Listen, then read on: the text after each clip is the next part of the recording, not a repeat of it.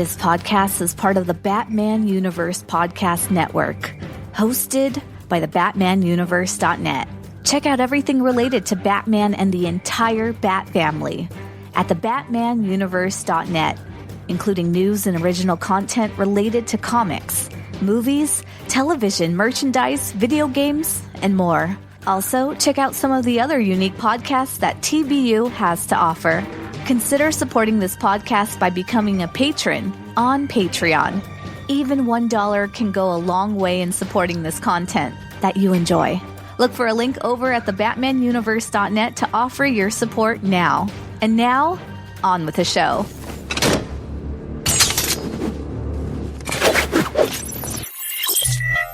Welcome to episode 60. Now, on page 6 and 7, we get a little flashback of Dick Grayson talking about when he was Robin going up against Two-Face. And I don't know, I tried looking for it. Does anybody know if this is from an actual issue from like the 50s or 60s, or is this all from Dixon's imagination? Yeah, I doubt it. I don't. I think it's probably just, because back then continuity wasn't really there. He was like, oh, here's this issue and the next issue. Like, I don't know if they're pulling from it so much as creating a new backstory, Yeah. And did anybody feel like it was a little Batman Forever-ish ending with the two standing there? Or oh, man, it's true. I know, Pikmin. Yeah. Gray. Yeah, I was kind of... and then also, too, on page 7, the way Two-Face is acting, I don't like this version of Two-Face. I like the animated series like Big Bad Harv. Him rolling on the floor and doing all this, it just to me is not in character how I see it. And I almost feel like it is like... someone showed this to Tommy Lee Jones, and he was like, "Okay, so that's how I play it," But Ryan, what'd you think of these 2 pages here, or anything? Well, it's interesting because I did kind of think, like, because although past continuity doesn't show up a whole lot, this issue is kind of all about that, and it's weird if it wasn't shown somewhere else, because we see Lonely Place of Dying and we see like Jason Todd's origin in here, and Chuck Dixon is no stranger to pulling obscure people from past continuities and actually honoring them. We saw that in Shotgun Smith, so I kind of wonder if it was original or not. But yeah. Rob, what do you think? I liked it. It made me lean more like where Ryan is. Like, this is probably something. I think just because it's Chuck, because everything else is so faithful, probably take some homework trying to figure it out. But at the same breath, I wouldn't be surprised if this is just something that Dixon just came up with on his own. But I kind of want to believe this is a classic Two-Face story. I actually tried to look this up. This Two-Face scenario, this might even make this issue better for you guys. I don't know. This Two-Face scenario is in another comic book. It's in Robin Year One. Okay. Oh. Yep. Okay. Cool. Yeah. And it's done a little bit differently, but it is pretty much this same scenario where he's got both Batman and the other district attorney, and he makes Robin choose who goes. And yeah, it's the same deal. And that was an annual, right? I think it's a standalone. Oh, okay. No, this is the Robin Year One story that they just recently compiled with the Batgirl Year One. And didn't Dixon write that as well? It's just out of my reach. Because I know one year DC, every annual was a Year One. Yeah, this is not that. Okay. No, this is before that.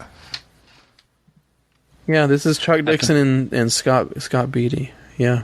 Oh, is it? Okay. Okay. Oh, I remember that. Yeah, like that lime green cover that's on it where you think you just see his eyes. Yeah, it's like, well, yeah. Was it a one shot, or it's 4 issues. Oh. It's a 4-issue miniseries, and it got collected.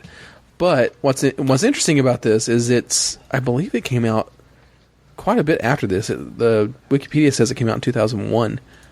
So I wonder if he really wanted to tell this story in full. Oh, cool. Yeah, that makes sense. That actually is cool if he's like, oh, I kind of set that up a few years back. Yeah. And I haven't read that story. I ought to give it a shot. I think I've got it laying around somewhere. Cool.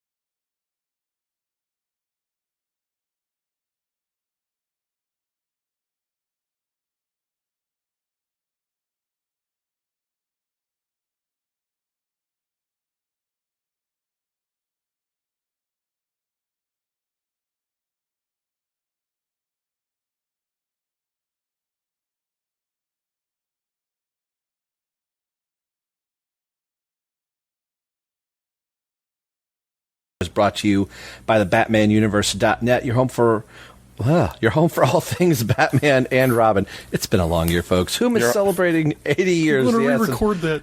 Yeah, we didn't record. It's your home for blah. It's your home for it's the guy that wears the mask and goes out and punches dirty turkeys in the throat, like Kevin Smith would say. But this is going to conclude our 80th anniversary. Way back in January, I had said, hey, I'm going to try and do every other episode, and we even did a promo, and Terence was like, if Rob can keep the every other episode. And I think I managed to. I don't know if it went every other episode was, continuity and then whatever our guest picked, but it was pretty darn close. So we're on the Batman Universe Podcast Network, and we're also associated with Batman on Films Podcast Network at batmanpodcastnetwork.com. So between the two universes, you can find us. We are on Facebook at facebook.com/everyonelovesADrake. We are on Twitter at ELTD Podcast. You can check out our Instagram page. You can email into the show at robineltdpodcast@yahoo.com. And there's a YouTube page that we use sparingly, but it is out there. And if you listen to the show on iTunes, especially through Apple Podcasts, leave a review of the show. And in the new year, I promise we will start reading some reviews. So, like I said, I'm Rob, and it is early in the morning at the Drake house. Normally, we're an evening kind of people, but I figure since this is our Christmas episode, I made Terence and Ryan get up extra early so we could unwrap this Christmas present for you guys. So, Terence, how are you doing this morning, sir? Very confused. I can explain later, but very confused. Yes, and I'm wearing a hat. So if I disappear in this podcast, the Mad Hatter got me. Yeah, there you go.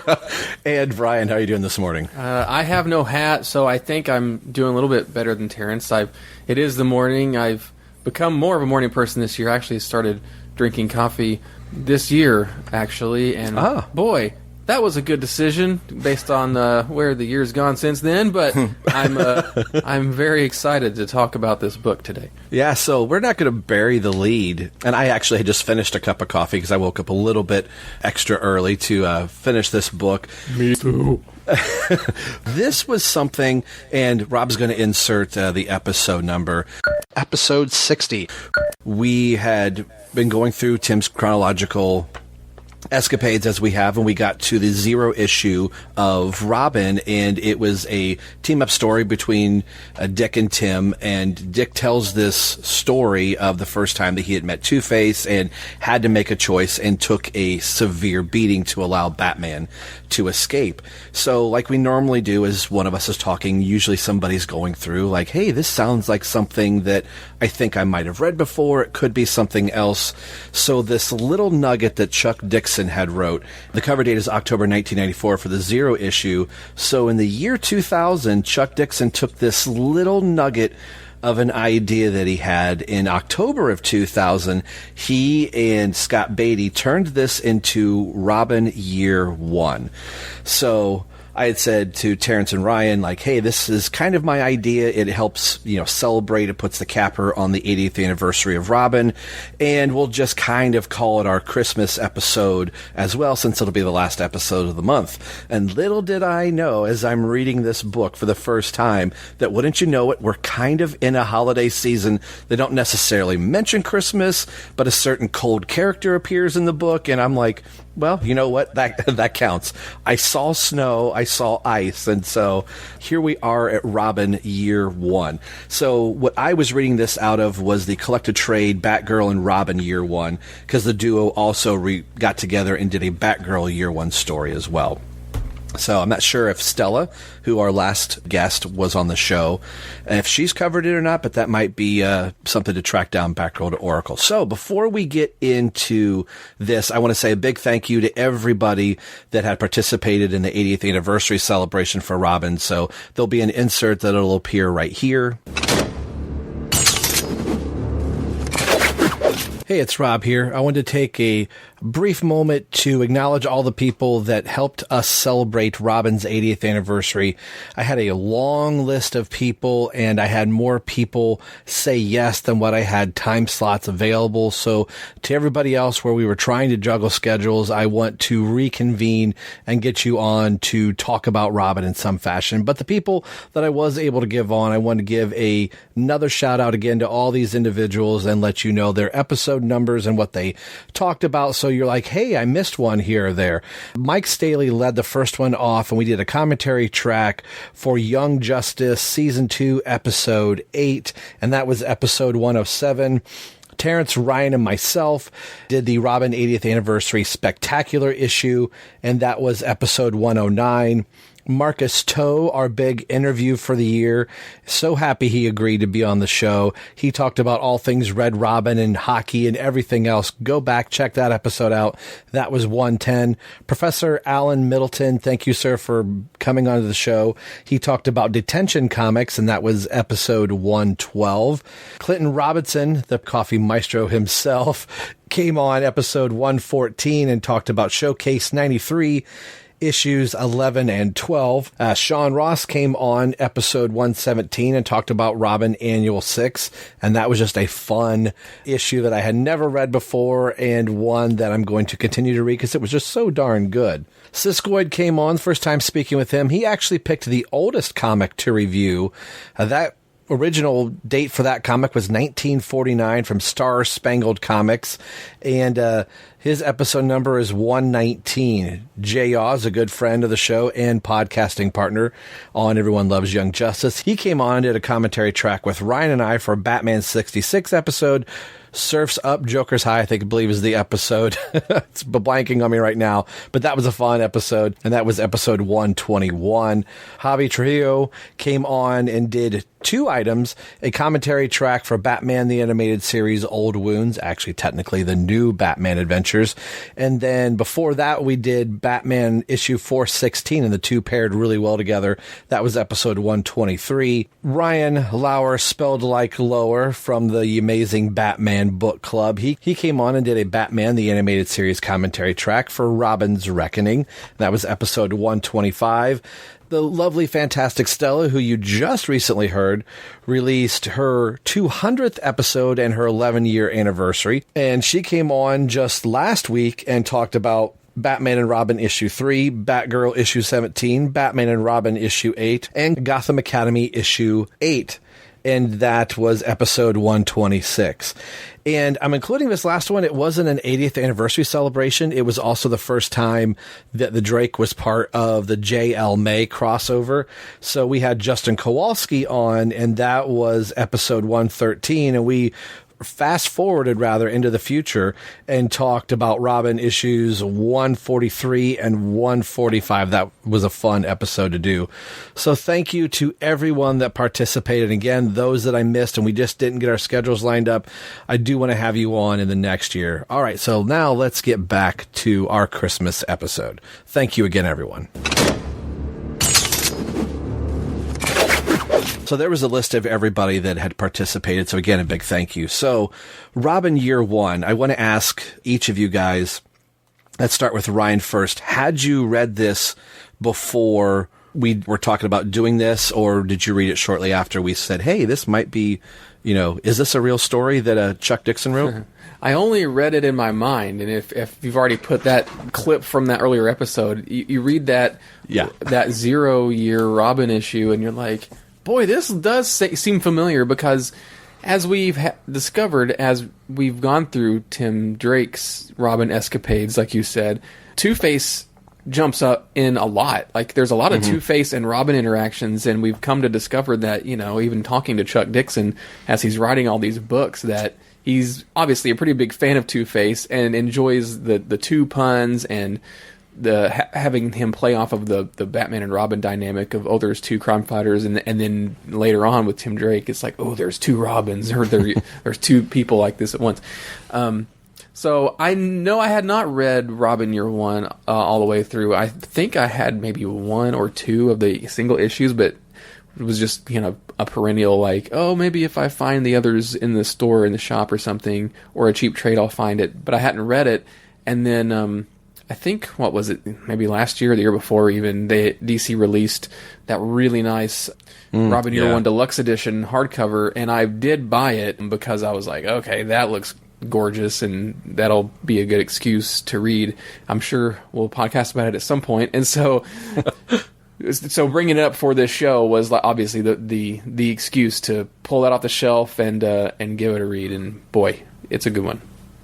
Terence, where were you on the year one? Did you read it before this, or is this the first time? This is why I said in the beginning I was very confused, because when you said we were doing Robin Year One, I was like, oh, I've read this before, and I don't really like it. But then I started reading it last night. I know I'm a slacker. I'm like, I've never read this before. What is this? And what did I think I read before? So apparently there was another series that came out called Batman and Robin, The Gauntlet, which is kind of very similar. It's different art and writing team. It's kind of a similar style set in the same time period. And I had read that and thought it was Robin Year One, I guess, in the weirdness that is my brain. I don't know if they maybe released them together as a trade paperback. Probably not. Anyway, so I started reading it last night for the first time. Didn't really know much about it, and thought it was great. So your question, was it on my radar? Nope, never read it before. Knew about it, just never got to it. It's kind of intimidating because it is in the prestige format, so the back issues are always a little bit more, and it is a much larger size collected trade paperback. So yeah, but I'm glad I did because it was really good. And I want to make sure I get the artist's name right here, because I'm looking at Javier, I want to say Pludio, if I'm saying that right. His art style seems to really mimic Batman Year One a little bit. Like Batman's kind of drawn that way, it's like a Batman Year One, Darwin Cook kind of combination. So it kind of feels like it fits right in there. I mean, not so much like Year One, but you're right. It's more like Darwin Cook, and it also has like that Dark Victory kind of vibe to it. At a couple places. It's very simplified. Like, there's a lot of panels where there's just nothing in the background. Yeah. It's just a solid color. Yeah. Which, I mean, it makes the reading of it where, not that I don't want to read more, but as thick as this was for the show, I was like, oh, good, we get some action scenes, and it would go through a couple pages, so it made it go a little quicker. But I think even just as the 4 issues go, I found myself not having to, like, slog through it. It was a pretty easy read. So if you haven't checked this out, definitely go do so. Especially considering that there's 2 writers. There's not a lot of dialogue, and there's sections where there's hardly any dialogue. You can just like go through a few pages really fast. Yeah, and that was the interesting thing that I would assume fast? Dixon... You mean fluid? It's fluid, yeah. And it's hard. Like, sometimes, we'll complain about, discuss about having 2 different artists on a book. And we've done that, a couple times where it's just really jarring. But I half wonder if Beatty might not have been the lion writer of the book and Dixon was more of like the plotter, like here's the ideas, or if they did, work in tandem, like you do book 2, I'll do book, 4 or whatever, something like that. So I thought it was interesting because you don't see Dixon as a writing team very often, right? But it must have worked well because they did. I think, was it Robin Batgirl Year One or something like that? Like, it's a team up book. Oh, did they team up for that as well? Yeah. Okay. Because I've got the trade here and they're both listed. It's the Batgirl Robin Year One trade. I'm really interested in reading Batgirl Year One after this. I think exposure wise, I believe, back when DC Daily was a thing, they did review shows on both Robin and Batgirl Year One. They definitely did Batgirl Year One, and I think when they talked about it, they said I think they thought Robin Year One was the better book, just because Batgirl Year, as long as we're saying Robin Year One feels or dense, I believe they said Batgirl Year One is like 8 issues. It was like a lot longer, and they thought that it kind of went. It was maybe too long, a little less focused feeling than Robin Year One, but they definitely I still did really Robin want to Year read One. it. Oh, sorry, Yeah. They definitely did Robin Year One because I watched it last night. Okay, yeah. Oh, Nice. So let's just take a look at Robin Year One, Volume 1, or Book 1 in this case, came out October 2000. The synopsis is coming to us by DCFandom.com. And now Book 1 for Robin Year One. The devious Two-Face is interested in the recent reports that Batman now has a teenage sidekick. Indeed, Bruce Wayne has taken young Dick Grayson under his tutelage as Robin, the Boy Wonder. Alfred Pennyworth is unsure of the inclusion of Dick Grayson into Batman's nightly adventures that might end up in disaster, but the butler cannot deny the positive influence the light-hearted boy has on his master, Bruce Wayne. After attending a dinner party for Generalissimo Lee of a foreign country I cannot pronounce, Batman and Robin meet Captain James Gordon, who informs them that a string of kidnappings is taking place in and about Bristol Township. Behind these kidnappings is actually the Mad Hatter, who's been enticing teenage girls with free headsets. His hat transmits a broadcast signal to these headsets that enables him to hypnotize his captives. His plan is to sell the captive girls to Generalissimo Lee. When one of the captive victims turns out to be a girl from Robin's school, the Boy Wonder attempts to solve the case on his own. After school, Dick watches how the Mad Hatter kidnaps another girl. Because as Bruce is attending another party that night, this time on the yacht of the Generalissimo, Robin decides to stop the villain on his own. With little support from Alfred, Dick finds out that the Mad Hatter is delivering the girls to Generalissimo on his yacht. Robin enters the yacht, fights through a horde of goons, rescues the girls, and exposes the Mad Hatter's plot. The General uses his diplomatic immunity to get away, though. Bruce is at first angry with Dick for going at the Mad Hatter alone, but is still proud of his accomplishments. So now that we're on the other side of it, what was your first initial, let's just look at book one as a whole, as no surprise, if you look at the first cover of this, the Mad Hatter is the lead villain, and there's an overarching story throughout the whole thing. So what did you guys think of the inclusion of Mad Hatter as our first real, like, main foil for Robin and We'll say Robin and Batman in this case, since this is Dick Grayson's first. We're in that first year, and the notes that I kind of see here on DC Fandom that there are some flashbacks of Tony Zuko's death taken directly from Dark Victory, which I did not realize till after I was kind of going through the book. And this is, although this is a year one tale in Robin's career, takes place during the year 3 era of Batman's career. So, Ryan, what did you think of Mad Hatter and just some of your high points of this issue? So, I mean, the first issue does a whole lot to kind of set the stage and tone and all these things for this story. I was impressed pretty quickly that the book doesn't really retread any like Batman history or even much Robin origin stuff. Like, they don't do like, oh, here's the circus and here's the parents dying and here's the oath and here's all that. Yeah. They don't do any of that stuff. It's like Robin year one, so you might assume like, oh, it's just the origin based off of what Batman year one is. Kind of. I mean, Batman year one is kind of that same, like, slightly after the origin, but there's a lot of elements. Yeah. But I was impressed that, like, this is like, no, this is after he's Robin, and this is early on in the career, so that was really impressive. And again, that you don't really see that much, that whole heck of a lot of stories based in this time period either.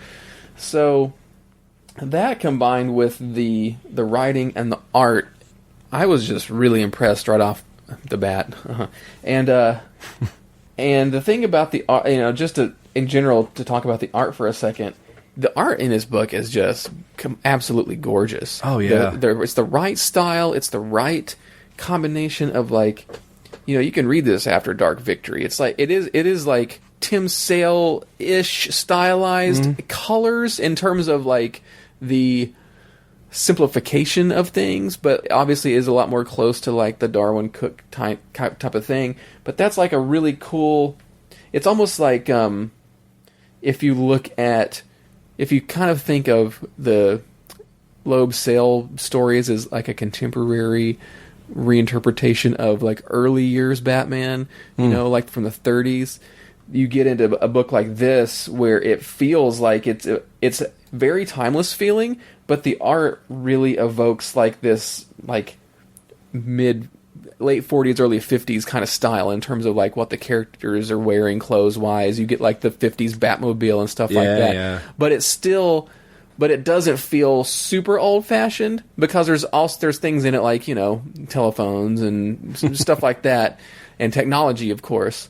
But it's one of those things where it's like, oh, if you read just modern Batman, this feels like an older flashback story. if you do something like if you read that old, newer 0 hour year issue, and then as a present, and then go back and read this, it would be really cool because it would feel like throwback, like a flashback or whatever. It's really cool, and I think we'll get into overall thoughts at the end, but yeah, this first issue is really great, and the Mad Hatter is a really interesting villain, I think, to put up against Robin. It kind of sets the stage for what Robin and Dick Grayson does, and I almost said Tim Drake. What Dick Grayson do in this whole book is he continually is going out on his own, trying to prove himself, and taking on these like Batman villains by himself, and that's like the running theme in the whole thing. And this is a really creepy interpretation of the Mad Hatter, the way he talks, what he does, how he operates. I mean, he's obviously not the main big bad of the whole book, but the way he gets implemented into the story is really effective. And again, you don't really see Mad Hatter a whole heck of a lot, and man, it's really he's a really good adversary for Dick Grayson early on here. Terence, what do you have for the Mad Hatter and just like the overall feel of the book? Yeah, generally I'm not really a big Mad Hatter fan, and I was having flashbacks to the Dark Knight series that came out before New 52, where it was all Mad Hatter, and I think it was New 52, and I was just like, not my favorite. But in this case, I thought it worked really well because he was more villainous than obnoxious, and it was a good villain for Robin to go up against because he was kidnapping young girls that are around the same age as Robin, so it kind of is in his wheelhouse. One of them turns out to be a girl that Robin or Dick is going to school with, that he was kind of flirting with a little bit, or kind of catching her eye, and she was catching his eye, so it made it kind of personal. And then when Robin has to go up against the Mad Hatter, you're not thinking like, oh well, this is some gigantic monster that there's no way he could beat him up, or some adult. You think like, yeah, Dick could take the Mad Hatter in a fight. Just don't put on one of those hats and you'll be okay. So actually, for someone who's not a Mad Hatter fan, I actually liked it in this story. Yeah, I was the same way with the Mad Hatter. Initially, when I opened the book, I was like, oh, it's the Mad Hatter. I think that's how a lot of Bat fans are kind of like with the Mad Hatter. Like, he's just kind of a one-note villain. It's always Alice in Wonderland, and it's some variation. But there was something that was, I think, a little bit more creepy, I think, that we've all said with, he's probably, it doesn't really say it, but is he into like sex trafficking? Like, he's getting all these girls. Well, that's the thing too. I think, and we've seen some of this in some of Dixon's other stories, I think, is where it's scarier because of what you don't see. What I also liked about this as well is the progression of Dick Grayson. Like, he is very much carefree, he and Batman are just out fighting bad guys, and there's no real sense of danger for Dick that he can see. He's with Batman. He's been trained. And even just him hopping out of the car, out of the limousine at school, and he's just very cavalier about it. And the thing I think that's really interesting, and my only knock to the book, is Alfred's letter writing. At some points, just the way that they were scripting it and having it being actual, like, written in cursive, at some times was kind of hard to read. I'm like, okay, what is that word?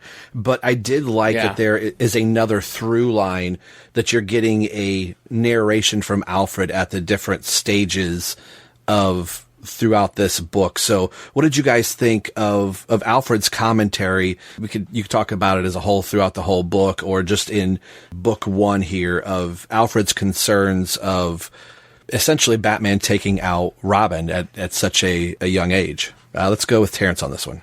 I had that trouble too with the words a little bit. I have that trouble with the Batman who laughs too sometimes, with that black background with the red words, especially if it's nighttime and it's a little dark. I'm like, everything I say has weight and meaning.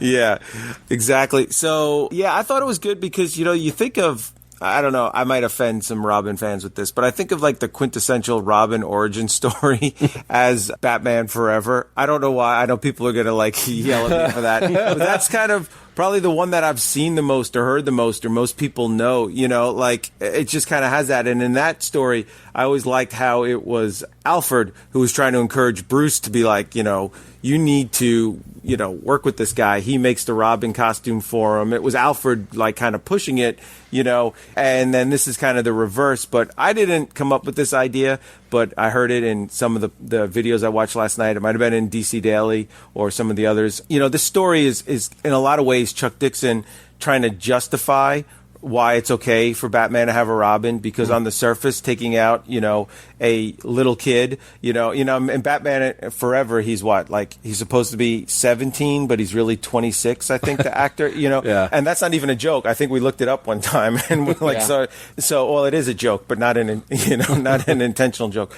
Robin's young in this issue, he's middle school, he's like 12, so there's really this justification of, it's okay to have a Robin because, you have this voice of reason from Alfred and from Commissioner Gordon, who are both like, this is ridiculous. This kid's too young. If something happens to this kid, I'm going after him. Why did I find this bat all full of blood and now now this kid's disappeared? What the hell's going on here? It does kind of justify it where, when Robin runs away and ends up with the League of Shadows, it's like, look, you've got to do this. You've got to have this kid under your wing and take him out and do this, or something really worse is going to happen than what could happen with you. I forgot, what was the original question? Oh, Alfred. Yeah, I couldn't understand his writing either. Yeah. Ryan. Yeah, so even reading in the Big Deluxe edition, I also had trouble like reading some of this. I'm like, man, they could have. I don't know if it's how it compares to the other versions, original versions. I assume it's just been blown up for this book, but I'm like, probably could have changed the lettering a little bit in this version. That was a good opportunity for them, because even things like Two-Face, every time Two-Face or even Mad Hatter talks, they have some different, and Joker later on for like 2 pages, have different, dialogue styles in the way it's lettered. But that is literally my only critique of the whole book, probably, is that. But the writing itself is so good, and you're right, is that Alfred is it serves all these different purposes for the story. It kind of connects the threads together. When it starts and you start reading and you're like, oh, who is this talking? And you're like, oh, it's Alfred. That's cool. It's cool transitions between scenes and stuff like that. But it also does the thing of, it gives weight and extra... I can't think of a good way to say this. It gives all this extra context. There's the good word. To both the dual stories and perspectives of Batman and Robin, Bruce and Dick, in this story, because they don't really talk to each other a whole lot about what's going on until things get serious. You know what I mean? So Alfred is there to kind of bring those threads together, and that's what he does as a character, and it's just a really good way of showing that. And it also does what you guys were saying in terms of almost being the voice of the audience, being like, yeah, well, we have to kind of explain the situation here with Batman letting a kid into his world like this, and it doesn't get talked about just even there, but like, it's part of the story. A lot of the characters talk about it, and especially Gordon, that's like a big point. And then you get that from Leslie Tompkins and some other characters too. So it's just part of the theme of the book, which is great, because Robin, Year One, like it's part of that legacy and history. It's one of those things where you could give this book to anybody at any level of Batman fandom, and if they had questions or misconceptions or concerns about like what the character is or how he could be interpreted, like this one addresses a lot of those things in a subtle way, while also being a good story. And those are like that's all the quadrants you want when you have a story like this. One thing about the Alfred narration that I like is he talks about how it's good for Master Bruce to have Robin in his life too. I think there's one point where he's like, I think I almost saw him crack a smile. So I think that insight of, like, Bruce is becoming a better person and is becoming happier and more sane a little bit with having this kid in his life, and is also a nice touch to the book too. So one other thing with like Alfred's letter, I almost thought, okay, who is he writing this to?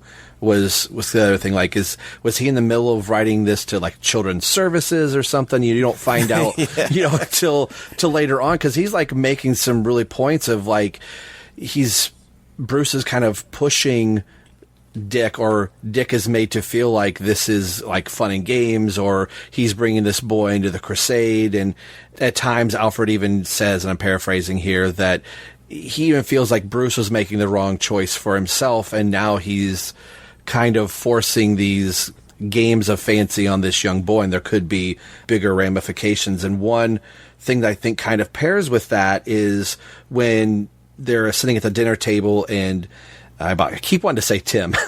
Dick sees the newspaper about his classmate. They have that discussion, and as Dick is going out to head out to school, Bruce says, one more thing, stay out of trouble, and that's in quotes. And the next thing is Dick was like throwing spitballs or something like that, getting into the principal's office so he can hear. And I'm like, was that the literally quote unquote like stay out of trouble, hint hint, wink wink? Like, no, seriously, I want you to do something to get in trouble.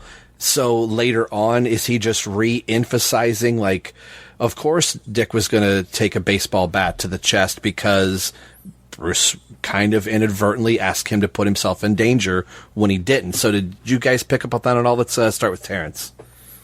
I did not. Sorry. Maybe I'm way too deep in the morning. Yeah, I mean, it's probably there, but I did not pick up on that. I kind of thought it was Dick just kind of improvising, but maybe I totally missed it. Ryan? No, I took it that way, Rob. Okay. He's trained by Batman. He's smart. He knows what he's doing. That's the theme of the whole book, is that Dick is... It's almost like life outside of Robin is just an afterthought, and what Alfred says is kind of this whole thing of like, I'm worried that he's leaving it like a normal childhood behind and stuff, because he's so driven to help people, not really to be. Well, it's kind of a proto version of Tim Drake in terms of what Robin is and what his function is, or the first person to realize that. I mean, we attribute that to Tim Drake a lot because that's what this show is, but a lot of those elements are here in this book and with its interpretation of what Dick Grayson sees himself as doing as Robin, right? One little funny thing on the scene at the principal's office, it is Mr. N. Rooney, and it is suggested that is Ned Rooney from Ferris Bueller's Day Off. I knew that had to be a reference to something. Yeah. So that was some of the little bit of extras that I found online while surfing through. So it's one of those little nuggets that Dixon puts in. So this first issue kind of wraps up with everything converging all on the same place here. The person that is doing that wants the girls is the same El Presidente, lack of a better word, that Bruce is reluctantly meeting on the yacht, and everything converges on the boat that Robin infiltrates, and you get a little like bumbling. I could totally hear Kevin Conroy when he's at the boat of the deck, like, oh, what does this button do? And he spills the drink in, and like, we can't go, stops him from going to international waters. So what did you guys think of the end of the resolution on this, for how Tim takes down Mad Hatter, and how this first issue concludes the story? Let's start with Terence on this one. Yeah, maybe I should change my answer from before for the quintessential Robin story origin to Robin's Reckoning and the animated series. When you said Kevin Conroy, I thought of the scene. I think it's even in that one where they say, "Oh, Bruce Wayne is here at the circus," and he like stands up and he knocks his popcorn over, and he's like, "Whoa, I'm so clumsy and foolish," right?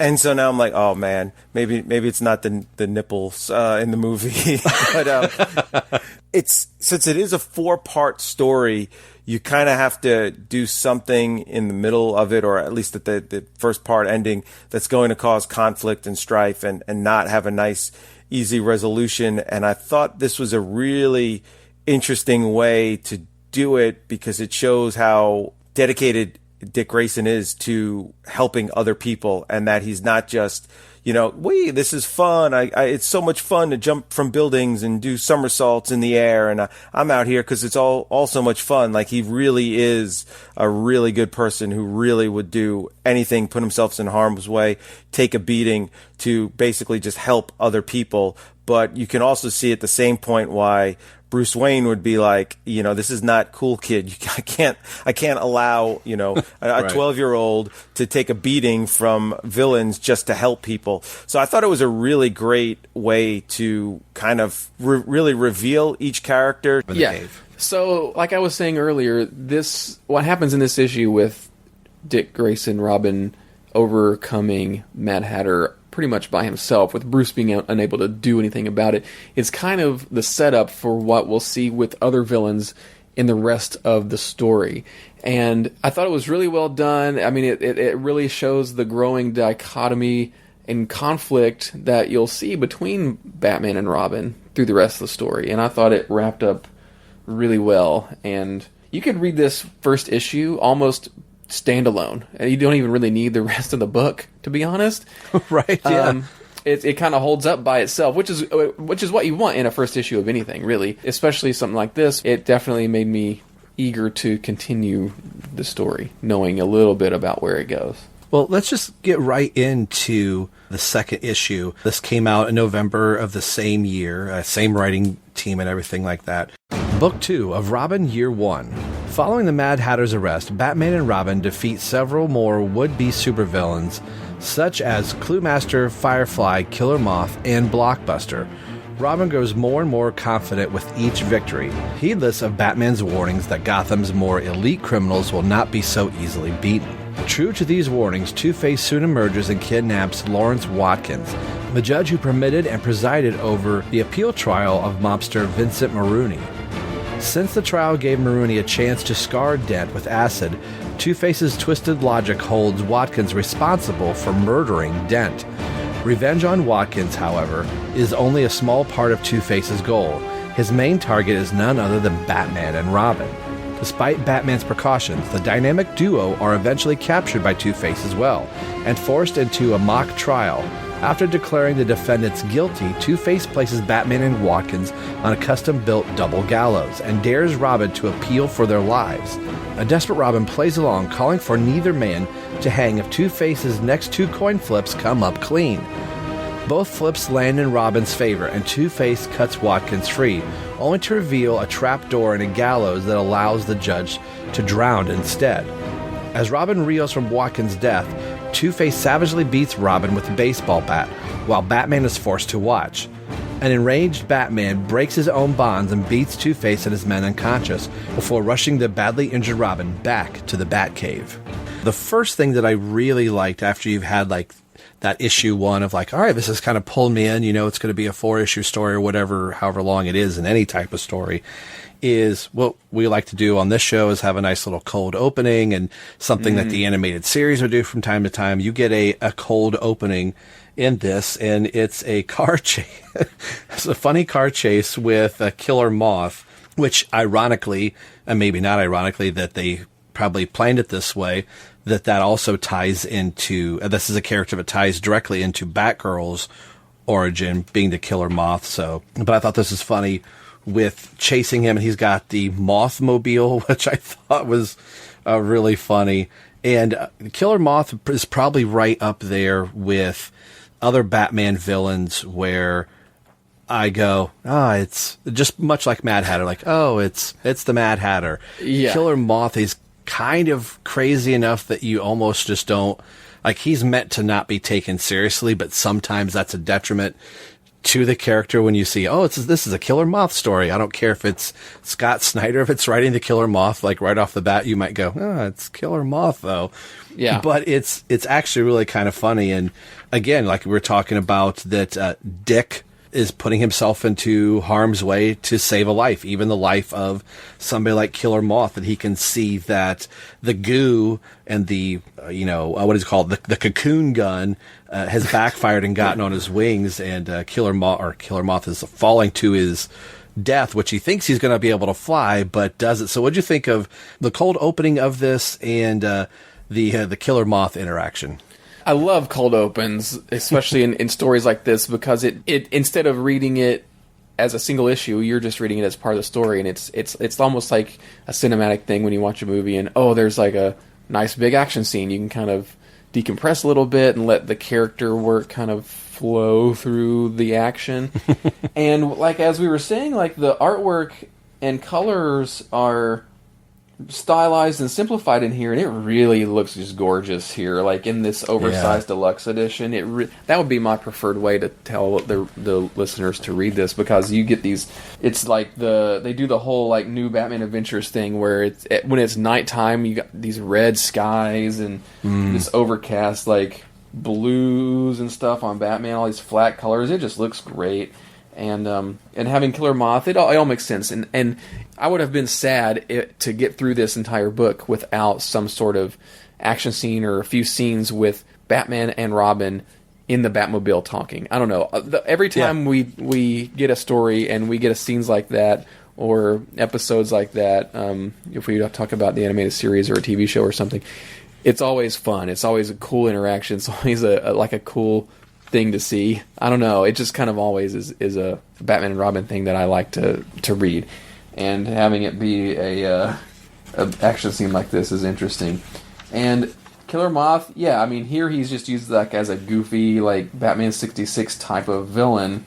That's like, oh, he's easy, like whatever. He's kind of a goofy villain, and they do like call to that when Alfred is pulling the moth goo out of his costume, and Dick is like, Alfred, a girl could have whipped the killer moth. And I read that, I was like, oh, that's funny. But then I thought to myself, oh yeah, I haven't read Batgirl Year One, but I know that he's like the main villain of the whole story. So this is obviously not maybe a call back, but a call forward to because I don't remember exactly when Batgirl Year One was released in relation to this. Was it literally right after it, or a year or two later?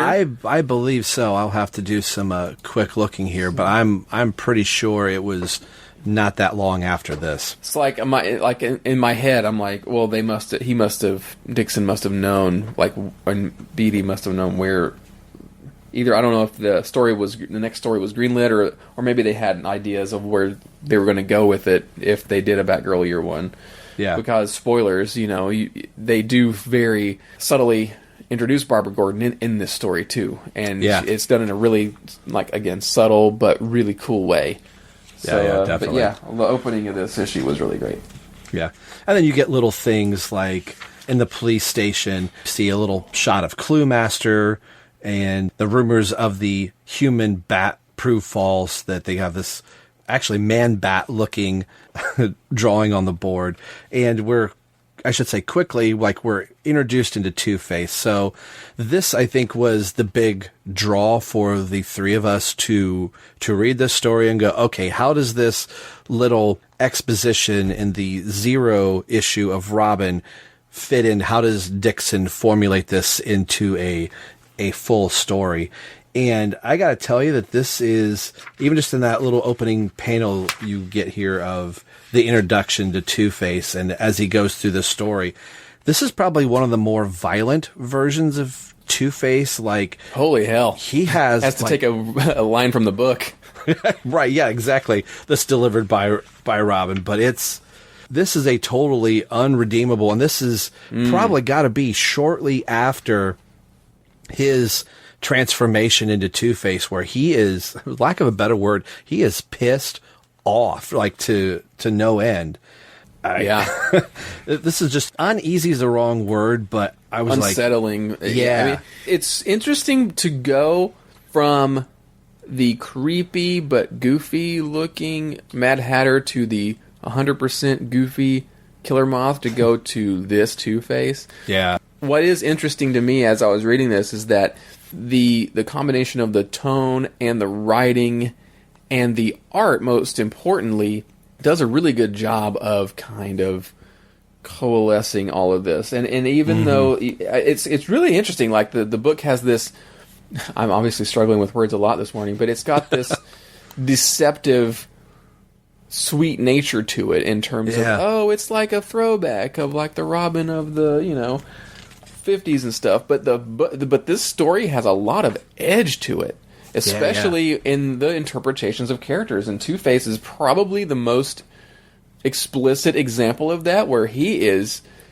is one of the most brutal versions of Two-Face I've read. And this probably goes up there with some of the other ones that we've seen in things like Prodigal or even No Man's Land or even Gotham Central and stuff. Good one. I would put him right up there with this in terms of what he does. Yeah, it's not as maybe super realistic or graphically violent, but it kind of is. And the things that he does, like, they don't pull any punches in this book. No. And there's even more moments of what you don't see makes it worse, but you do see a lot in this book, and they don't shy away from making Two-Face, like you said, just an irredeemable, a horrible villain in this. Yeah, to the point where, Batman wants to rehabilitate the villains, and you go, Mr. Freeze, all he's trying to do is save his wife, and that's why he's acting out the way that he is. And maybe with the right, program that Gotham can do, that he can be redeemed. Where this is somebody that you would just go, this dude needs to go to the gas chamber right now. And you get really into that in the courtroom scene where, he's got the judge and the jury, and okay, they're all probably dolls or mannequins. And where he's, flipping the coin, and then you get the Terence had to bug off here for family reasons, but there is there a Batman Forever reference right in this book where we're in the courtroom scene and you see Batman leaping up over over the courtroom as Harvey Dent gets sprayed with the acid. But when it comes time to give the fate of the judge that was there in the courtroom, and Harvey unmasks the executioner, so to speak. Oh, this dude has been dead for a while. Yeah. And Javier's his pencil work, as going, this book is so nice to look at. And you have a muted color tone palette that fits really well with what a Darwin Cook would do. And then bam, you see the kind of gruesome stuff that you're like, oh. Yeah. So, and the other moment where once you kind of see this and you start going down the rabbit hole of how unredeemable Two-Face is when he's on the roof of the building and he's going to throw one of the twins off, and you just go, okay, clearly that's not a real baby, and you're kind of led to believe no, this SOB just threw a kid off of a roof, and you go, okay, it's not, but this is... I wouldn't put it past this version of Two-Face. No, not at all. The moment at hand, the very thing that we were talking about, and whatever episode number Rob is going to find as he digs through the homework, and the audio will be in here somewhere of us talking about this, is here's where where Dixon lifts this story idea right out of the book, where you have Batman and I forget who the other individual is at the moment, are both tied up by nooses, and Robin's going to have to choose who lives, who dies, and... So it is tweaked a little bit here. Yeah, I was noticing that. I was just going through that Robin issue on DC Universe as we were talking. So I believe if I don't lose my place here as I pull up the actual real issue here, it's done with him getting slapped around, I believe, by Two-Face, yeah. Where he ends up just taking the punches because Robin knows, at least in the earlier incarnation in 1994, that Robin is taking these punches by Two-Face, knowing that Batman is going to get out of it, and he just has to withstand a little bit longer. So I don't know if that's telegraphed really well here, or Dick is going to he's willing to die because he's not going to choose. So while it does start with him getting punched and kicked, once the baseball bat comes out, I'm like, am I watching The Walking Dead right now? This, being the Robin fan, and even just a fan of Batman in general, this was a hard scene to, I knew we have, 2 more books to go through that Robin was going to come out winning, but this was a rough one. And then kind of what transpires after this. So what was from what we read to this, what was your take on how Dixon changed what his initial floated idea was? Yeah, I kind of wondered if it was he changed it because of the story, or changed it because he was able to do more or go further out there because this was a not a monthly book or something, Right. like in terms of the hard edge thing. But it kind of works both ways because you can kind of read that Robin issue with the flashback as like, well, either this is Dick's interpretation of it and what happened in Robin Year One is what really happened, or in your headcanon you could be like, well, the whole issue, Dick is kind of not really wanting to tell Tim like the full Right. story and everything, so he's kind of, even in the flashbacks that we see, it's not exactly the full story or whatever, and then we get to read the full story. So that's kind of a cool thing. It works both ways. Yeah. I'm glad that this was in a trade that I could just read it in one setting, and this would have been kind of heavy to end the issue on, and it ends with Batman carrying and how symbolic and just things that we've seen in Batman lore over and over again, Batman holding the body of A beaten broken- Robin. Yeah. And him saying, Alfred, he's dying. I would have been like, man, December needs to get here really quick because I want to read the next issue. So do you have any other thoughts for issue 2 before we hit 3? Yeah, my overall thought was just like reading it, I was pretty surprised that this happens in issue 2. Same here. Based on what we read in the Robin series issue, I just assumed that this was the climax of the entire book. That Yeah, everything would have built up to this confrontation with Two-Face, but it happens like pretty much right away right at the early midpoint in the overall arc of this book, and I was like, oh wow, where's it going to go from here? Because it's almost like there's got to be like more resolution, or like there's like gonna be a rematch of like another. There's more to this story than just this, and that frankly got me even more excited because I was like, oh well, I've already read the other book, so I know how this turns out, but now what the hell happens after this? Yeah. So let's just get into issue 3. So like I said, this came out in December of 2000 initially in the single issues, and then it was collected in 2001, like Terence said, in the trade, full collected trade.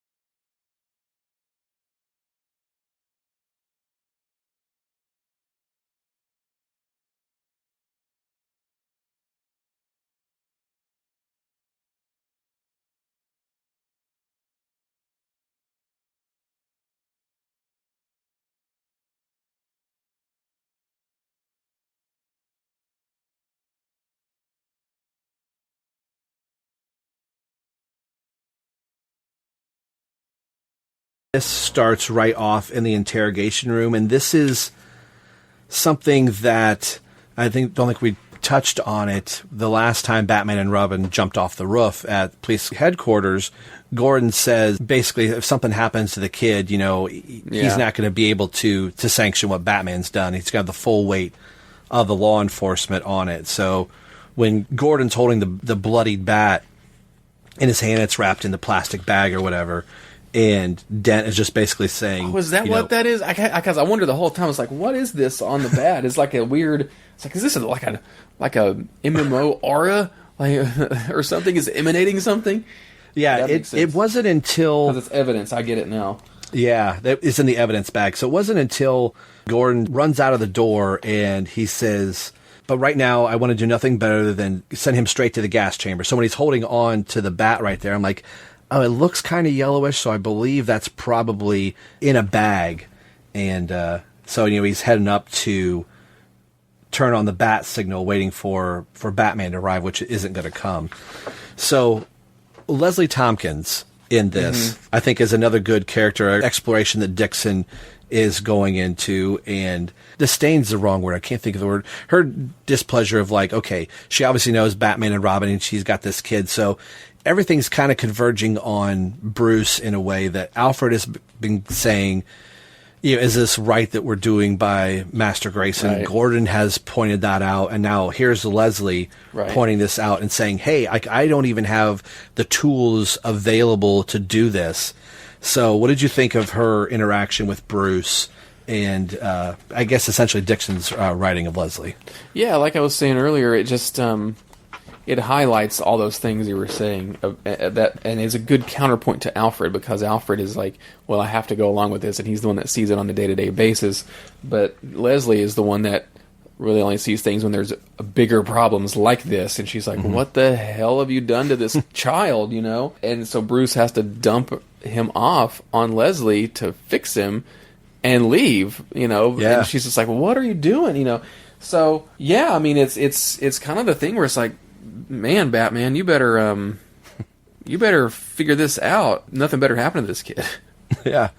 I mean, I think it's always one of those that when we're reading Dick Grayson's stories, they never really go into, like, at the time Jason Todd was coming around, like, the worst thing I think that ever really happened to Dick was getting shot by the Joker in the arm, and at like age 19, Batman saying, okay, you can't be Robin anymore. Right. So reading something like this, that something this horrific has happened to Dick Grayson early on, you would think it would start formulating that rift between Batman and Robin, but it's actually having the opposite effect, that Dick knows, like, yeah, something like this was probably going to happen, but you need me more now than ever. So when he gets sidelined, it's like the best thing for Dick would be to Bruce go, okay, you had a bad stumble and fall, we got to be more cautious when you go out. He sidelines him and actually pushes him into more danger, because Dick feels like the purpose that he doesn't have anymore, and winds up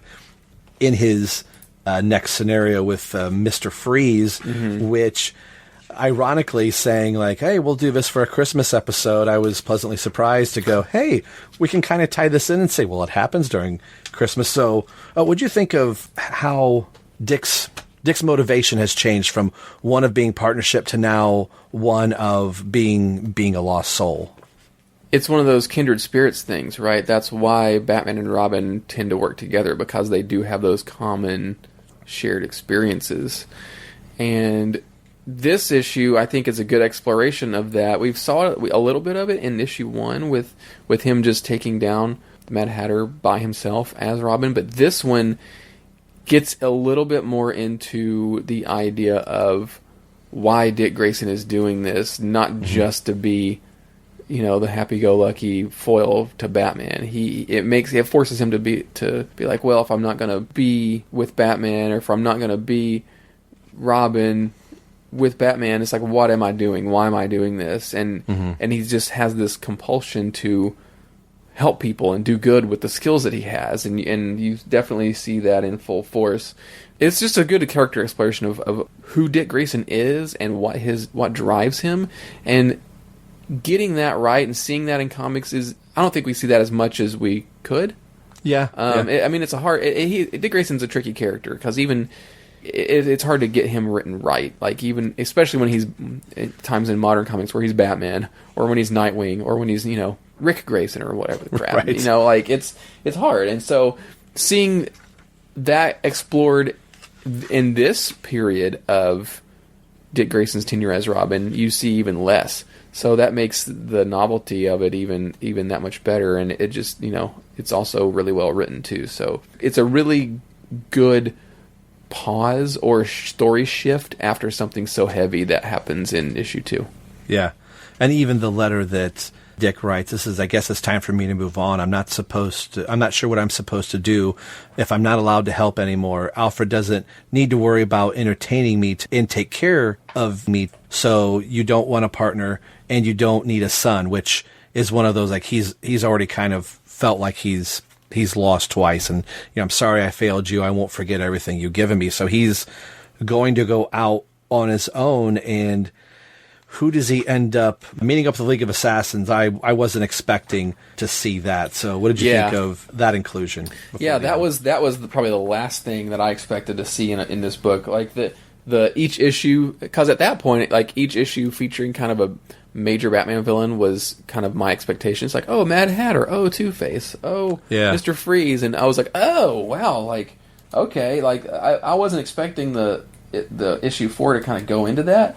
But it kind of reminded me a lot of the original Tim Drake Robin miniseries that Dixon did, where he has his training. It's kind of like that, where he's already been Robin, he's been with Batman, but now what does he do? And he's going rogue, he's doing his own thing, but he's still trying to do something with his life and stuff, but it gets in over his head, but he's going to make the best of it with his skills, and maybe he can make a difference. And what happens in this issue with him, like, I think we've even read other Tim Drake stories like this, where he's kind of infiltrated other groups or pretended to be like a ninja or somebody, like, he's got his Alvin Draper alias and stuff. Like, he's done that whole thing before, so it's cool to see that trope explored with the original Robin too, just to see, like, you know, because you question as you read it, like, okay, is Dick, does he know what he's doing? You know, is he really going to the dark side, or is he just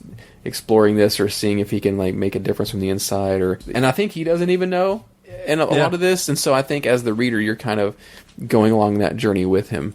So it wasn't what I was expecting to have a League of Assassins in here, but the way that everything comes together at the end was really satisfying, because at the start of issue 4 you're like, oh yeah, you have you've got to resolve the Two-Face stuff, you've got a League of Assassins, and then you start to have this callback to the character you saw at the very beginning of the story. You're like, oh yeah, they got to resolve that too. So how's all this stuff gonna converge? And it does. So January 2001, this issue 4, the finale of Robin Year 1, is released.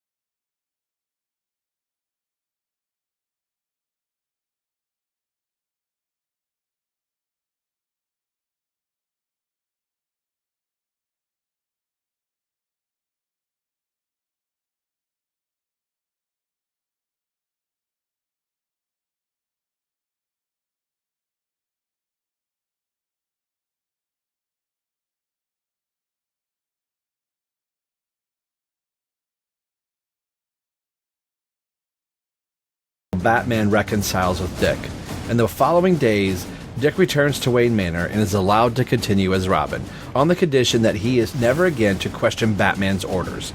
Dick agrees, and shortly thereafter, the reinstatement of Robin finally brings Two-Face to justice. And like you said, Joseph Joe Minetti, which was a character going clear back to the very beginning, that's in the cell, that's kind of pulling all of these threads of trying to take down Two-Face and hiring Shrike here to basically go out and contract for hire. And before we get to that, I was not expecting, and we had talked about it earlier, the little 2-page cameo with the Joker I thought was quite funny, that Batman just miraculously appears in the Joker's cell and he pulls the chair up. And I like as Batman is walking out of the cell, he's like, oh, hey, he's unbolted the chair. And the Joker's like, you don't want to know, hey, I had to eat those nuts and you don't want to know what I did with the bolts. I know.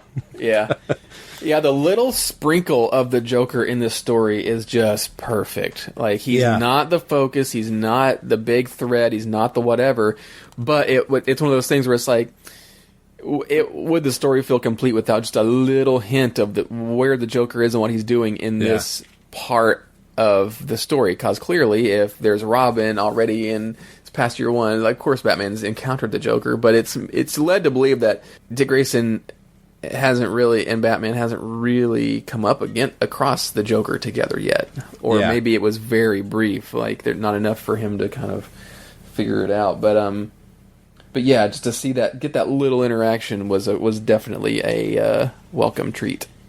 You know, especially when he says, when you catch up with Two-Face, you know, tell him I called dibs. Like, hearing that Two-Face got to take care of Robin first really kind of ticks off the Joker. So, and I'd be lying, like, when I got to this page, I was like, you know, it's 2020 has been a heavy Joker year with 3 Jokers and Joker War and everything. I was like, not that I think I've been oversaturated with Joker this year as much as the things that I've liked or had issues with. I was like, oh, don't tie the Joker into the story and let him be pulling the thread. So I was glad it was just a little glimmer, like, show us where the Joker is and we're in and out. And it is a Two-Face story.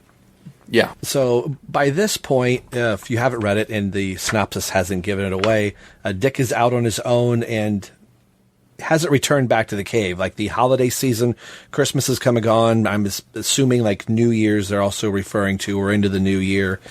And there's been no sign of Dick Grayson. And Alfred has been reaching out to, like, Haley's Circus, which I thought was a nice little callback. But I think the frustrating thing for Alfred is that Bruce is still on the case and is appearing that, not that he doesn't care, that Bruce is just so flippant of, he'll come back, Alfred. You know, don't worry about it. Yeah. And Alfred really kind of seems, if he wasn't broken before, after what happened to Dick, now that Dick is gone, I think Alfred is kind of at his wit's end. And this is what really started making me think. I don't know if we are told here by this point that the letter is that he's been writing all these issues is something personal that he's not going to give out. It's just a journal, a document of kind of his day-to-day working with Batman and Robin.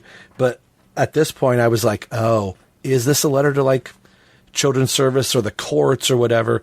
So what'd you think of Alfred during this point while Tim is doing his training with the League? Yeah, when we talked about the Alfred stuff early on, I knew, like, okay, well, they're obviously setting something up. Dixon's such a accomplished writer. You don't, like, introduce a thing like this without letting it lead to its own little ending. So I was fully expecting it to come out to something, you know, pretty cool and poignant by the end, and it did. I wasn't really expecting it to have, like, basically what happened was kind of what I expected. Like, I didn't think there would be some big, like, revelation of, oh, he's writing into child services or he's doing this or whatever. Yeah. But the way they resolve it in the book, I thought was really good. When Dick is training with the group of kids and they're on their little mission to infiltrate into the museum and get into one of the vaults or whatever, really felt like a Batman kind of thing to do.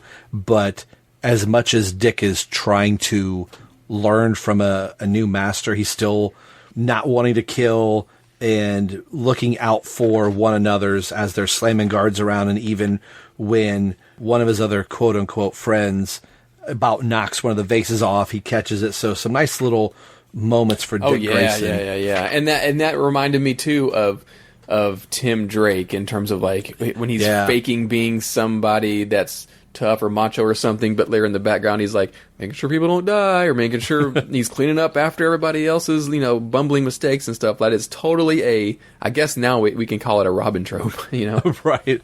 And I think I'm trying to remember what issue of Robin it was. Like, there was a vase that was going to fall. I think Tim swoops in and picks up the vase from crashing to the ground. I think it was Stephanie that knocked it over. I don't know if I'm going to be able to find that one or not, folks, but I'm pretty sure that something like that had happened. So, like we've been saying the whole time, like this is the issue where everything is wrapping up to the final end, where Two-Face is hiding out one of the most obvious places. Was it 220 like double street lane, or whatever. Like, you know, Two-Face has no problem shooting dogs in this, like, double day. Yeah, that's another one of those, like, geez, this Two-Face is just the worst.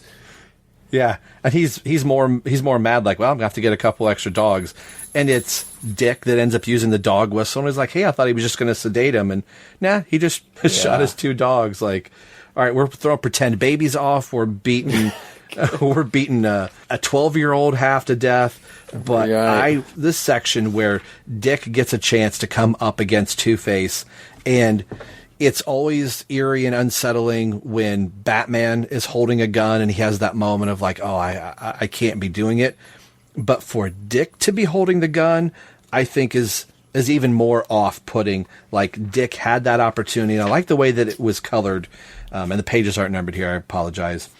Where it's just a shot of Dick holding the gun, pointing at us, and the color palette is all red and muted red of the anger that he's feeling, and quickly drops it and then returns back to the cave. So that kind of really hit that this is the slippery slope that Alfred had been talking about, and being with the people that he's with, it would not have been, out of the ordinary for Dick to just pull the trigger, even though Shriek had said, we're not killing unless there's a purpose. So how did you feel about that scene with Dick? Yeah, I mean, that's the emotional climax of the story, in my opinion, and the way the moment is constructed. Like I was saying, like, oh, I thought the earlier Two-Face stuff would have been the climax, but no, like the way this happens is really good, and it says a lot about who Dick Grayson is and where he's come, and like a warning of where he could go if he's not properly taken care of or takes care of himself. And the art and the coloring here is just so good. It's got minimal dialogue, and it's probably one of the best examples of the whole book. But the whole book has this a lot. Like, as stylized as things are, the facial expressions and the eyes of all these characters are so well done that you really get, like, even when people are wearing masks, like, even with this is probably one of the best books I've seen with Batman and Robin shapes and expressions. With the masks on, with just the whites of their eyes. Like, it's very, very, very effective the way that this works. And so like that was a really powerful moment in this book. Even in the shadows where Dick had gone back to the cave, gets to meet up with Alfred and is writing the note, and ends up taking back off and gets captured by the League. When Batman enters after Dick has taken another beating, like seeing Dick get beaten around when he's asked like who he is, and ironically the name that he chooses, Freddie Lloyd, his father's middle name is Richard Fred Grace, which I thought was a nice call to his parents, which, if you don't pay attention by the end of the book, on the nightstand for Dick, there's a picture of his parents' wedding. They're married in the big top, and it lists his middle name. But like you were talking about the whites of their eyes when they are fighting in which I'm assuming is a warehouse or wherever the League is operating out of, when Batman comes in and says his name is Robin, he's my partner. You don't see the whites of the eyes, but it's all the dark shadows that are still emotive and everything. And this section, I love seeing when an artist can draw in all darks and blacks and it works. It doesn't get lost or muddled at all.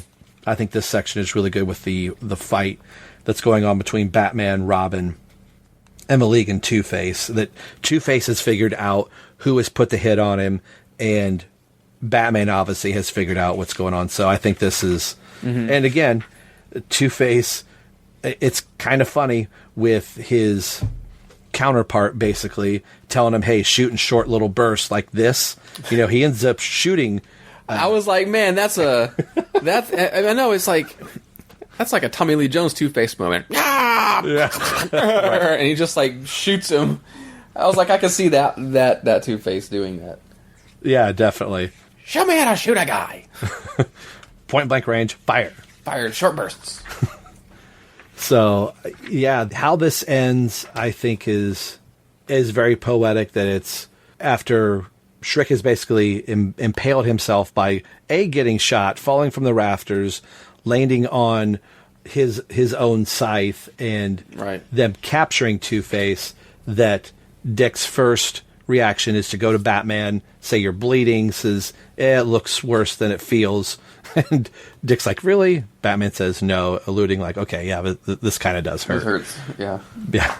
And then re-emphasizing the oath that he took, and Bruce kind of laying down the law, like, you know, and I think it's also fitting. He says, I want you to be a good soldier, which I know. That moment got me. I'm like, yeah. Ooh, man, they're like enhancing the Dark Knight Returns in this book yes. too. Like, what the yeah. heck? And it makes sense and it works. Like, this is great. Yeah. I mean, unexpected, but like, what a great little end note for this that explains or adds extra context to the Batman Robin dynamic. Yeah. Ooh, dynamic. Ooh, it's almost a duo there. But saying, like, you know, never again question my orders. And this is even if it means watching you die. Yes.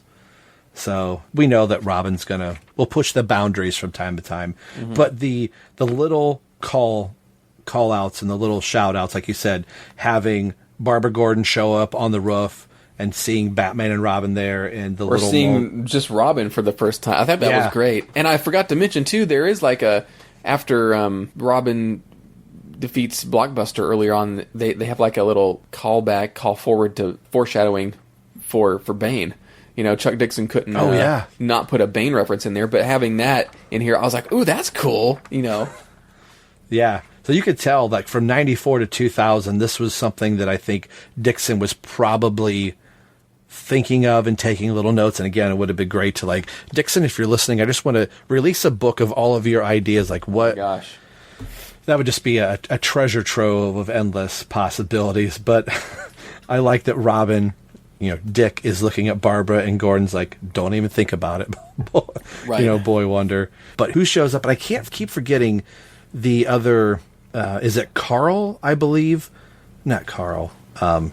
Whoever Dick's friend was in the League shows up in front of Talia al Ghul. Like, is that who that is? Yeah. Yeah. So I was looking at DC fandom here. So this... I was wondering, I was like, do we see this character again? Like, is this important? Talia al Ghul makes a cameo, bringing in one of the fallen members of Shrike's League of Assassins, because everybody else from this sect of a League of Assassins is gone. So we bring in Talia al Ghul into this. Yeah. And then, like it says, it ends with a newspaper clipping of Two-Face being apprehended by the mysterious duo, and I kind of like that Batman and Robin are both, you know, still in that urban legend of Batman and Robin, mm-hmm. and Alfred just hoping that Batman and Robin can get some sleep and get back to some type of normal days. So I thought this was, when you come across books like this that are this dense but good, I always end up kind of kicking myself and go, I've had this book literally for a year. I got it almost a year ago whenever this episode is released. I got it for Christmas from my wife, and it took a year to read this book, and I'm kind of kicking myself. So I have one half of this book to read, being the Batgirl book, so I'm not going to wait another year. So as we're opening gifts and taking those few little moments to sit around the tree and I want something to read, I think I'm going to read Batgirl Year One, because this team, I think, really knocked it out of the park with this. And like Terence had said earlier, this is not, it's more of a lost gem, something that just kind of slipped through the cracks. And I don't think it's getting the attention that I think it probably needs. So, what are your final thoughts of this book, and how does it, like? I know it's kind of hard to rank a book after reading it just once, but what do you think about it? It is usually hard to rank books, and I usually don't like to rank a book or say where its place is or whatever after reading it for the first time. But for this one, I'm not afraid to do that, because reading it, I was exactly like you were saying. I was like, man, why haven't I read this? Is amazing. This is good, and I'm not afraid to say that after reading this book, this deluxe edition, that this is a stone cold classic. Like, this is a classic right off the bat. Like, the way it explores the relationship between the characters, the way that it feels timeless.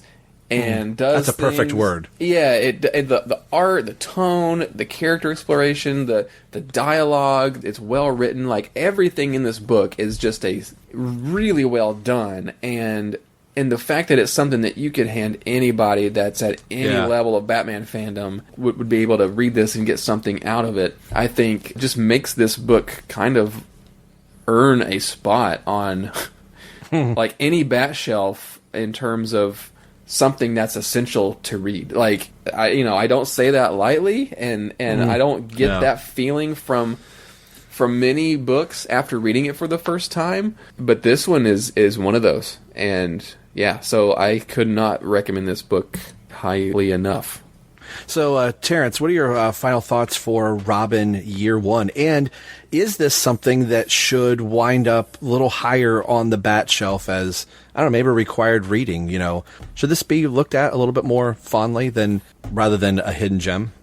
Yeah, I feel like it should. I wondered, since this came out in 2001 and everybody knows what happened September 11th, 2001, I wondered if maybe it got a little lost in the shuffle. Overlooked. With all of that. I know that time period as well, comics were kind of, sales-wise and things were very flat and down, so maybe just a lot of people were not into comics at the time.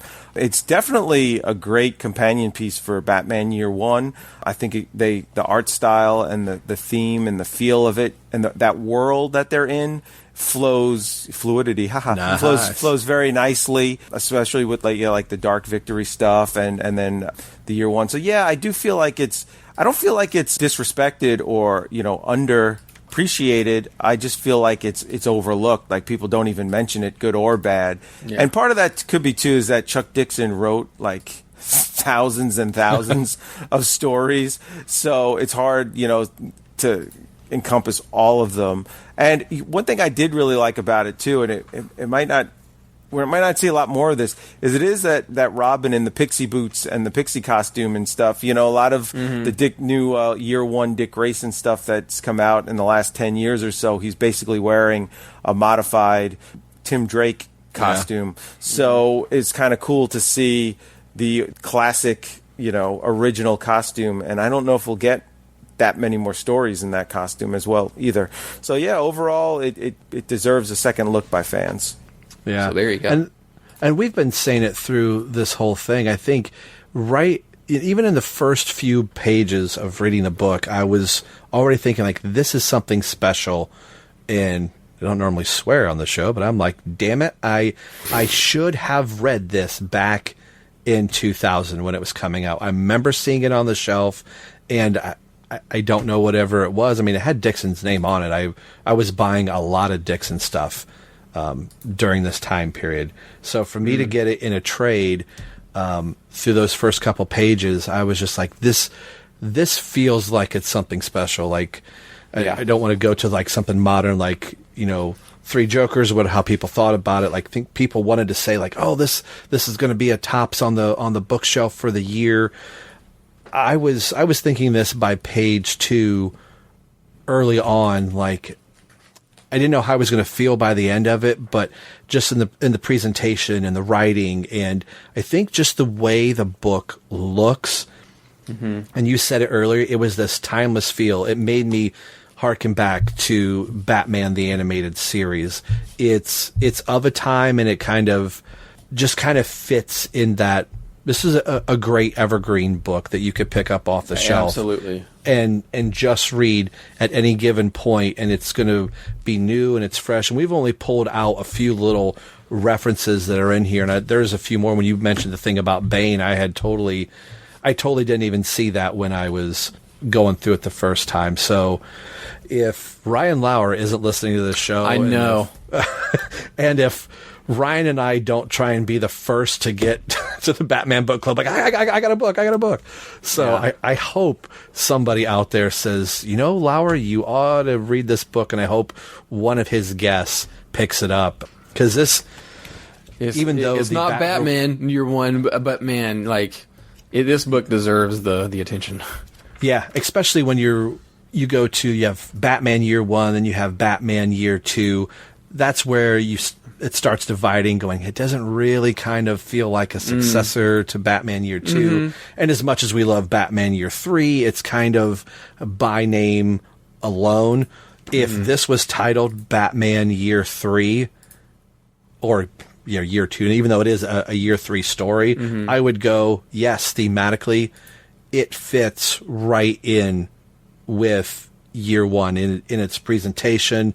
You don't have the timestamp going on, but you do have the constant narration through the whole story from Alfred. So I think it really kind of ties that in. So I think this is like high praise from both of us. This is definitely a Christmas present if you haven't gotten one for yourself this year.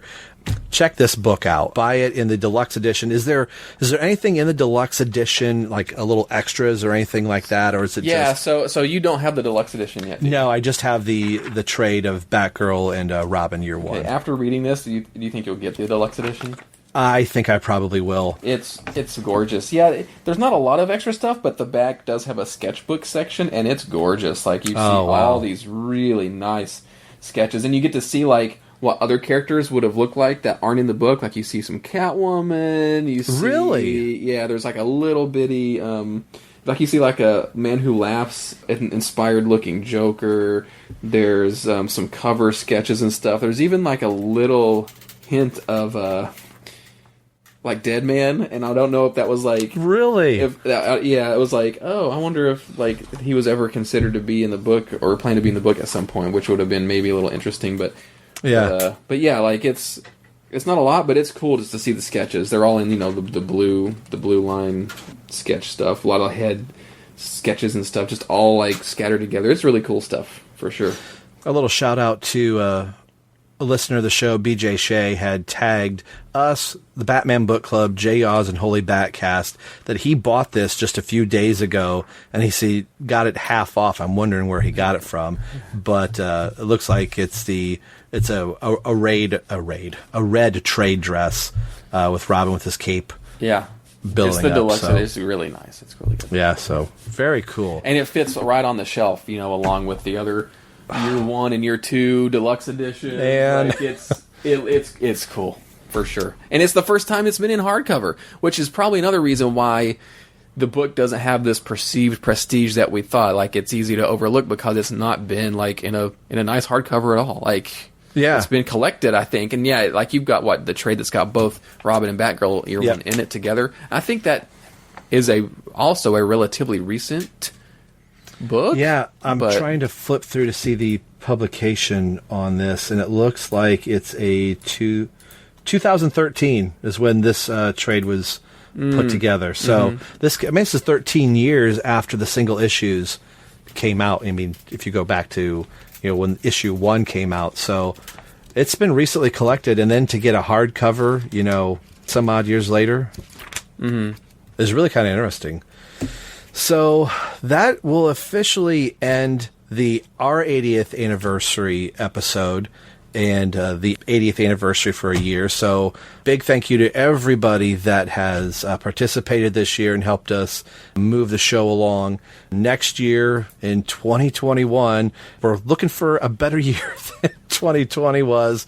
But as things have kind of come and gone this year, things we can and can't do, there have been a lot of bright spots throughout the year, and just in things that we've read and different ways that we've done the year. So hopefully this puts a nice capper on the year for you. Thank you for listening to the show, and we'll be going full steam back into Batman Legacy and wrapping that story up and seeing where Tim Drake's journey will take us. Any final thoughts for the end of this year and maybe what your holiday season is going to look like? Yeah, I mean, I don't think there's any more positive things I can say about this book. I mean, it's really good. Get it. I think this year's been just a big dumpster fire, but it's been right. it's in more ways than one. My 2019 also sucked. So hopefully 2021 will be better for a lot of people. But the good thing is that doing things like this show has been a really nice thing to be able to do, to kind of like tune out the rest of the world and read read some Batman comics. That's been fun.